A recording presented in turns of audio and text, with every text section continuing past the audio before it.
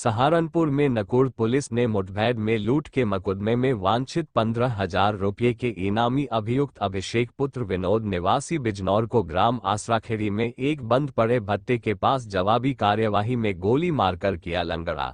घायल बदमाश को पुलिस ने इलाज के लिए अस्पताल में भर्ती कराया। बदमाश के कब्जे से एक तमंचा 315 बोर, 2 खोखा, 2 जिंदा कारतूस 315 बोर, एक मोटरसाइकिल बिना नंबर प्लेट एंड 1560 रुपये नकद बरामद किए। आज 30 दिसंबर 2024 को थाना नकुड़ पुलिस टीम द्वारा चेकिंग की जा रही थी, तभी अम्बेठा की तरफ से एक बिना नंबर प्लेट की मोटरसाइकिल पर सवार एक व्यक्ति को जब पुलिस पार्टी द्वारा रोकने का इशारा किया गया, तब वह पुलिस पार्टी की चेकिंग देख अपनी मोटरसाइकिल घुमाकर वापस अम्बेठा की तरफ भागने लगा। पुलिस द्वारा अभियुक्त का पीछा जब किया गया तो वहां पर वह आसरा खेड़ी के पास एक बंद पड़े भट्टे के तरफ मुड़ गया। पुलिस पार्टी ने उसका जब पीछा किया तो पुलिस पार्टी को नजदीक आता देख उसने पुलिस पार्टी पर जान से मारने की नीयत से फायरिंग कर दी। इसके पश्चात आत्मरक्षार्थ जवाबी फायरिंग में अभियुक्त के दाहिने पैर पे गोली लगी है, जिसके बाद उसको प्राथमिक उपचार के लिए अस्पताल में भिजवाया गया है। इसमें घायल अभियुक्त की पहचान अभिषेक पुत्र विनोद निवासी ग्राम सुआवला, थाना अफजलगढ़, जनपद बिजनौर के रूप में हुई है। यह जो अभियुक्त है यह 21 दिसंबर को कस्बा अम्बेठा में हुई जनसेवा केंद्र में लूट का वांछित अपराधी था तथा 15,000 रुपए का इनाम इस पर पूर्व में घोषित किया था वरिष्ठ पुलिस अधीक्षक जनपद सहारनपुर द्वारा। इसके कब्जे से एक अवैध तमंचा, जिंदा व खोखा कारतूस बरामद हुए हैं तथा एक बिना नंबर प्लेट की मोटरसाइकिल बरामद हुई है तथा 1560 रुपए करीब इसके पास से तलाशी के दौरान मिले हैं। प्रकरण में थाना नकुड़ पर अग्रिम मुकदमा पंजीकृत कर अग्रिम कार्रवाई की जा रही है और विधिक कार्रवाई थाना नकुड़ पर प्रचलित है।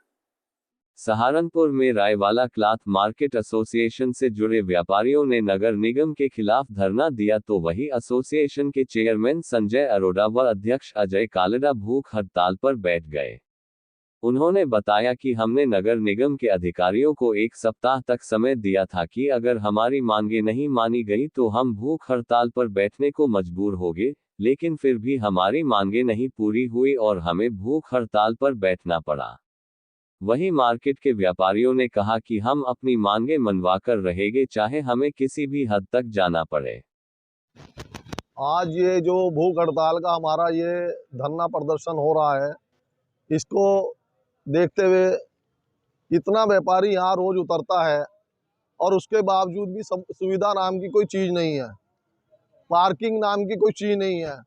इतनी बार हम 40 बार कम से कम निगम में गए, वहाँ सब अधिकारियों को अवगत कराया, इतनी बार हमने वहाँ लेटर दिए, लेकिन कोई हमारी समस्या की तरफ नहीं देखता।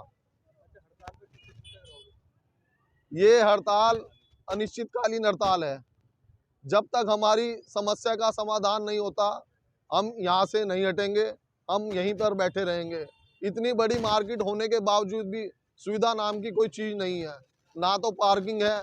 हमारे जो व्यापारी भाई हैं सड़क पर अपने वाहन लगाते हैं, क्या इसमें कोई पार्किंग की व्यवस्था नहीं है। रोज लेडीज कस्टमर भी उतरता है कि कोई शौचालय यहाँ पर, हम इससे शर्मिंदा हो जाते हैं बताने में कि यहाँ पर ये सुविधा नहीं है। कृपया सहारनपुर में मंडी समिति रोड की पीर वाली गली में स्थित एक अकेडमी में उत्तर प्रदेश मान्यता प्राप्त विद्यालय शिक्षक संघ की बैठक महानगर अध्यक्ष गयूर आलम की अध्यक्षता और प्रदेश सचिव अमजद अली एडवोकेट के संचालन में संपन्न हुई।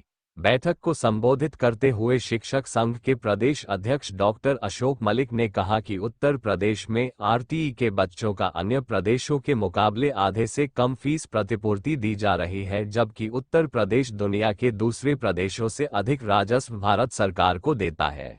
चल रही है। अब बैठक में यह निर्णय लिया गया कि अब हम बच्चों को यदि फीस प्रतिपूर्ति हमारे बराबर नहीं मिल रही है तो हम बच्चों को बाहर निकालने का काम करेंगे। दूसरे प्रदेशों में जो राजस्व कम देते हैं, उत्तर प्रदेश से कम देते हैं, वहाँ फीस जो प्रतिपूर्ति ज़्यादा दी जा रही है। 1200 से लेकर 2,500 रुपये तक जो है दूसरे प्रदेश में दी जा रही है, लेकिन उत्तर प्रदेश में 450 रुपये 2016 से दिए जा रहे हैं और वो महंगाई बराबर 4 गुना बढ़ गई है 2016 से लेकर अब तक।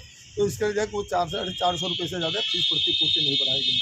इसलिए हमारा कहना यह है कि फीस वाला बच्चा भाग रहा है और बगैर फीस वाला निःशुल्क बच्चा हमारा अनुपात बढ़ता जा रहा है। 25% की बजाय अब हम 50% बच्चे पढ़ाने पर मजबूर हो रहे हैं। जो लोन लिया गया, ऋण लिया गया बैंक से, बैंक का ऋण देना में जो है मुश्किल हो रहा है। इसलिए ज़्यादातर स्कूल बंद होने के कगार पर है, कुछ स्कूल बंद हो भी चुके हैं। हमारा ये कहना है कि बगैर ड्रेस के, बगैर किताबों के बच्चों को नहीं पढ़ाया जा सकता।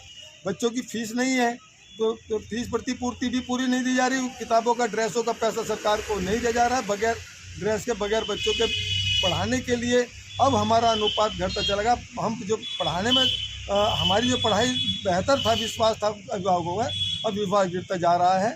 और परिषद के स्कूल ना अपने स्कूल में पढ़ाया जा रहा है, सरकार अपने स्कूल में पढ़ा नहीं पा रही है। और हम जो पढ़ाना चाहते हैं पढ़ाने देंगे, इसलिए सरकार स्कूलों के हित में नहीं, निजी स्कूलों के अहित में काम कर रही है। सोतेला व्यवहार है जिसे हम बर्दाश्त नहीं करेंगे। 50% जो हमारे स्कूलों में, जो हमारे स्कूल जो है दूसरे आपका जो वार्ड में भी जाते हैं, हमारा स्कूल खोलते हैं हम, या बात 10 होता है तो हमें अधिकार नहीं है। ये एक स्कूल में 4-4 स्कूल, 3-3 कमरों में 4-4 स्कूल प्रशासन, कानून सबके बराबर एक होना चाहिए। इसलिए सरकार से मांग है कि एक कानून का हमें अधिकार मिलना चाहिए दूसरे वार्ड में भी स्कूल खोलने का, करने का। धन्यवाद।